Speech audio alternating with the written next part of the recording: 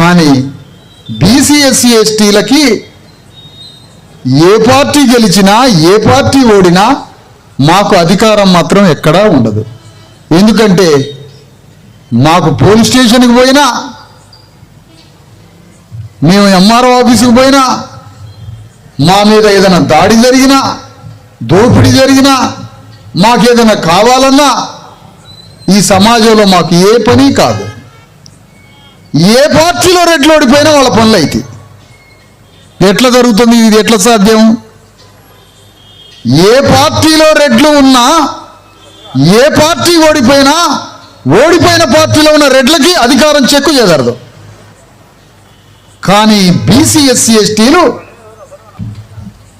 మనం కాంగ్రెస్ పార్టీలోనే ఉన్నాం అనుకోండి, బీసీ ఎస్సీ ఎస్టీలో కాంగ్రెస్ పార్టీ అధికారం వచ్చిందనుకోండి, మన బీసీ ఎస్సీ ఎస్టీలకి అధికారం ఉండదు.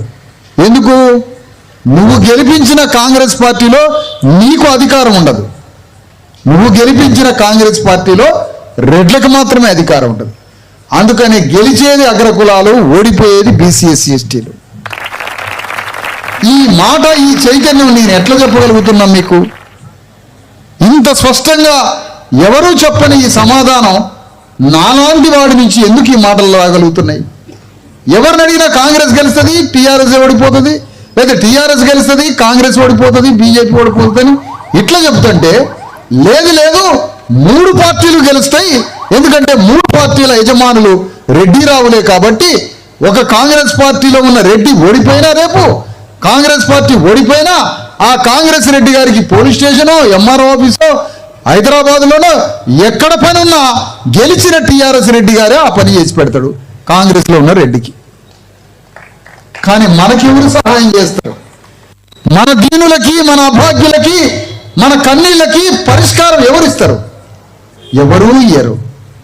ఎందుకంటే ఈ రాజ్యం కాంగ్రెస్ది కాదు, ఈ రాజ్యం బీజేపీది కాదు, ఈ రాజ్యం బీఆర్ఎస్ది కాదు, ఈ రాజ్యం రెడ్డి రావులది. అవి పేరుకు మాత్రమే కంపెనీలు. గెలిచేది రెడ్డి రావులు, ఓడిపోయేది బీసీ ఎస్సీ ఎస్టీలని గుర్తుపెట్టుకోండి. ఈ చైతన్యం, నేను మాట్లాడగలిగే ఈ విశ్లేషణ, ఈ చైతన్యం నాకు ఎట్లొచ్చిందంటే, అగో ఆ మహానుభావుడు కాంశీరామ్ ఇచ్చిన జ్ఞానంతో వచ్చింది.